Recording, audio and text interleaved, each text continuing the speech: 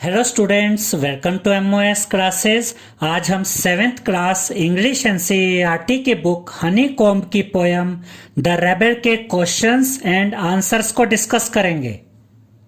Working with the poem, page number 34। Question number 1 में हमसे कहा गया है आंसर द फॉलोइंग क्वेश्चंस। और फर्स्ट क्वेश्चन है if someone doesn't wear a uniform to school, What do you think the teacher will say? इसका यह मतलब है स्टूडेंट्स कि अगर कोई स्टूडेंट स्कूल में स्कूल यूनिफॉर्म पहनकर नहीं आता है, उसकी जगह कुछ दूसरे कपड़े पहनकर आ जाता है, तो आपको क्या लगता है कि टीचर क्या कहेगा? तो इसका आंसर है if someone doesn't wear a uniform to school, the teacher will ask the reason for not wearing school uniform and act according to the reason given by the student। इसका यह मतलब है students कि अगर school में कोई student school uniform पहनकर नहीं आता है और उसकी जगह कुछ दूसरे कपड़े पहनकर आ जाता है, तो टीचर उस स्टूडेंट से स्कूल यूनिफॉर्म ना पहनने का रीजन पूछेगा और स्टूडेंट जो रीजन बताएगा उसी के अकॉर्डिंग टीचर एक्ट करेगा।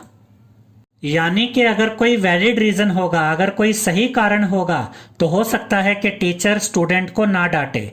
लेकिन अगर कोई वैलिड रीजन नहीं होगा, कोई सही कारण नहीं होगा, तो हो सकता है कि टीचर स्टूडेंट को डांटे। फर्स्ट क्वेश्चन के सेकंड पार्ट में हमसे पूछा गया है when everyone wants a clear sky, what does the rebel want most. इसका यह मतलब है स्टूडेंट्स कि जब हर व्यक्ति ये चाहता है कि स्काई क्लियर हो, मौसम साफ हो, बारिश ना हो, तो उस समय पर विद्रोही सबसे ज्यादा क्या चाहता है? तो पोयम के अकॉर्डिंग रेबेल यानी कि विद्रोही उल्टा ही सोचता है।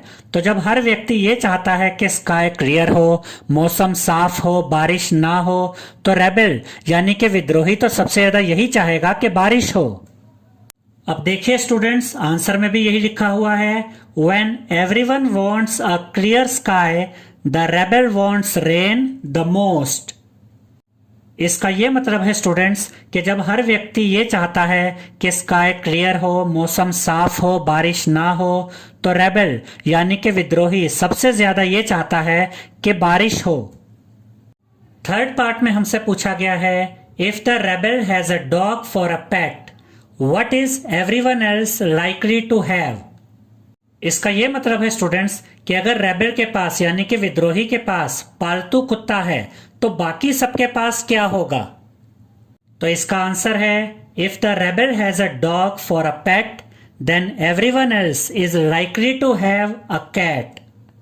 इसका यह मतलब है स्टूडेंट्स कि अगर रेबेल के पास यानी कि विद्रोही के पास पालतू कुत्ता है, तो बाकी सबके पास कैट यानी कि बिल्ली होगी। क्योंकि अगर बाकी सबके पास बिल्ली है, तभी तो रेबेल ने कुत्ता पाला होगा, यानी कि तभी तो विद्रोही ने कुत्ता पाला होगा। क्योंकि जो सब करते हैं विद्रोही उसका उल्टा करता है। फोर्थ पार्ट में हमसे पूछा गया है why is it good to have rebels. इसका यह मतलब है स्टूडेंट्स कि समाज में विद्रोहियों का होना अच्छा क्यों होता है, या इसे हम ऐसे भी कह सकते हैं कि समाज में विद्रोहियों का होना जरूरी क्यों होता है।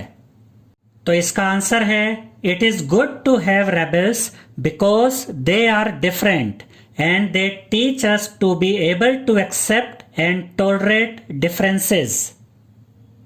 इसका यह मतलब है स्टूडेंट्स कि समाज में विद्रोहियों का होना इसलिए अच्छा होता है क्योंकि विद्रोही यानी कि रेबेल्स डिफरेंट होते हैं, वो अलग होते हैं।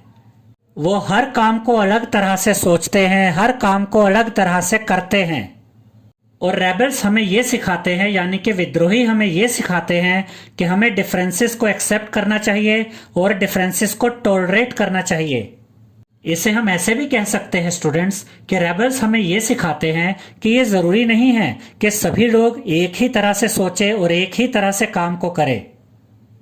फिफ्थ पार्ट में हमसे पूछा गया है why is it not good to be a rebel one self.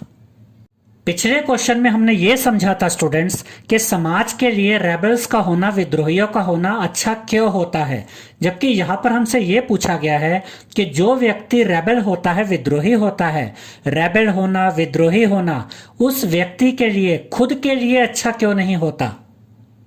तो इसका आंसर है it is not good to be a rebel because the society never accepts a rebel and always criticize his behavior। इसका यह मतलब है students कि जो व्यक्ति रेबल होता है, विद्रोही होता है, रेबल होना, विद्रोही होना उस व्यक्ति के लिए, खुद के लिए अच्छा नहीं होता, क्योंकि समाज एक विद्रोही को स्वीकार नहीं करता, एक विद्रोही को नहीं अपनाता, और समाज एक विद्रोही के बिहेवियर को हमेशा क्रिटिसाइज करता है, यानी कि समाज एक विद्रोही के व्यवहार की हमेशा आलोचना करता है। 6th पार्ट में हमसे पूछा गया है would you like to be a rebel, क्या आप एक रेबल होना पसंद करेंगे, क्या आप एक विद्रोही होना पसंद करेंगे। इफ यस वाई, अगर हां तो क्यों, इफ नॉट वाई नॉट, और अगर नहीं तो क्यों नहीं। याद रखिएगा स्टूडेंट्स कि इस क्वेश्चन का अलग अलग स्टूडेंट्स का अलग अलग आंसर हो सकता है, क्योंकि हो सकता है कि कोई स्टूडेंट रेबल होना पसंद करे और यह भी हो सकता है कि कोई स्टूडेंट रेबल होना पसंद ना करे। तो हमारा आंसर है I would like to be a rebel because a rebel is able to think differently. इसका यह मतलब है स्टूडेंट्स कि मैं एक रेबल होना पसंद करूंगा क्योंकि रेबल अलग तरीके से सोच सकता है। But I will not oppose people simply for the sake of proving my wisdom. Oppose का मतलब होता है स्टूडेंट्स विरोध करना, सेक का मतलब होता है के लिए, विजडम का मतलब होता है बुद्धिमानी, और प्रूविंग का मतलब होता है साबित करना। इसका यह मतलब है स्टूडेंट्स कि मैं लोगों का विरोध सिर्फ अपनी बुद्धिमानी को साबित करने के लिए नहीं करूंगा, यानी कि सिर्फ ये दिखाने के लिए कि मैं बहुत बुद्धिमान हूं, इसके लिए मैं लोगों का विरोध नहीं करूंगा। Nobody likes such a person, यानी कि कोई भी ऐसे व्यक्ति को पसंद नहीं करता जो सिर्फ अपने आप को बुद्धिमान साबित करने के लिए दूसरों का विरोध करता है। तो यहां पर हमने ये समझा स्टूडेंट्स कि अगर कोई व्यक्ति रेबल है, विद्रोही है, तो उसे छोटी छोटी बातों में दूसरों का विरोध नहीं करना चाहिए कि तुमने बाल लंबे रखे तो मैं अपने बाल कटवा लेता हूं, तुमने कुत्ता पाला तो मैं बिल्ली पाल लेता हूं। एक रेबल को यह भी समझना जरूरी होता है कि कौन से इश्यूज पर उसे विरोध करना चाहिए और कौन से इश्यू पर विरोध नहीं करना चाहिए। क्वेश्चन नंबर 2 में हमसे कहा गया है find in the poem an antonym, a word opposite in meaning for each of the following words। इसका यह मतलब है स्टूडेंट्स कि यहां पर हमें जो ये वर्ड्स दिए गए हैं, हमें इन वर्ड्स के एंटोनिम्स यहां पर लिखने हैं। एंटोनिम का मतलब होता है अपोजिट मीनिंग वाला वर्ड, और इन वर्ड्स के जो एंटोनिम्स हमें यहां पर लिखने हैं वो एंटोनिम्स हमें पोयम में से लेने हैं, यानी कि पोयम में इन वर्ड्स के एंटोनिम्स दिए गए हैं। और जिन वर्ड्स के हमें एंटोनिम्स चाहिए वो वर्ड्स हैं long, grow, quietness, sober, lost. Long का मतलब होता है लंबा, और पोयम में हमें लॉन्ग का एंटोनिम दिया गया है शॉर्ट, यानी कि छोटा। तो लॉन्ग का एंटोनिम हम लिखेंगे शॉर्ट। ग्रो का मतलब होता है बढ़ना, और पोयम में हमें ग्रो का एंटोनिम दिया गया है कट। कट यानी कि काटना, छोटा करना, तो ग्रो का एंटोनिम हम लिखेंगे कट। क्वाइटनेस का मतलब होता है शांति, और पोयम में हमें क्वाइटनेस का एंटोनिम दिया गया है डिस्टरबेंस। डिस्टरबेंस यानी कि शोर, तो क्वाइटनेस का एंटोनिम हम लिखेंगे डिस्टरबेंस। सोबर का मतलब होता है साधारण। पोयम में हमें सोबर का एंटोनिम दिया गया है फैंटास्टिक। फैंटास्टिक यानी कि विचित्र, कलरफुल, रंग बिरंगा, और सोबर यानी कि साधारण, तो सोबर का एंटोनिम हम लिखेंगे फैंटास्टिक। लॉस्ट का मतलब होता है खोना, और पोयम में हमें लॉस्ट का एंटोनिम दिया गया है फाइंड। फाइंड का मतलब होता है पाना, तो lost का एंटोनिम हम लिखेंगे find। क्वेश्चन नंबर 3 में हमसे कहा गया है find in the poem lines that match the following। इसका ये मतलब है स्टूडेंट्स कि यहाँ पर हमें कुछ लाइंस दी गई हैं और हमें पोयम में से ऐसी लाइंस को सेलेक्ट करना है जो इन लाइंस के साथ मैच होती हैं।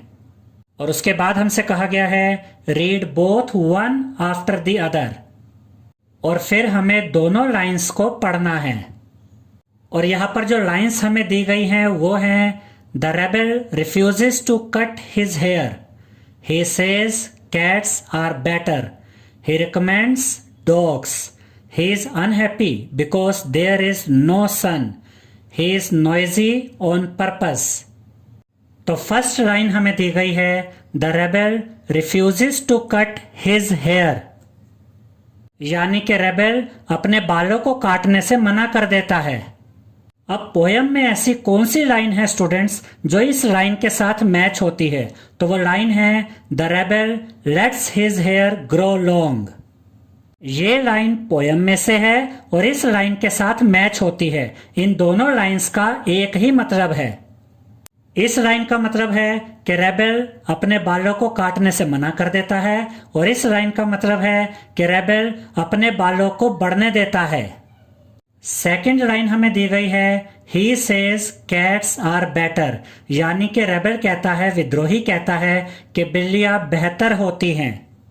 अब हम पोयम में से वही लाइन यहाँ पर लिखेंगे जिसका यही सेम मतलब है। तो यहाँ पर हम लिखेंगे the rebel expresses a preference for cats, यानी कि विद्रोही बिल्लियों को अधिक पसंद करता है।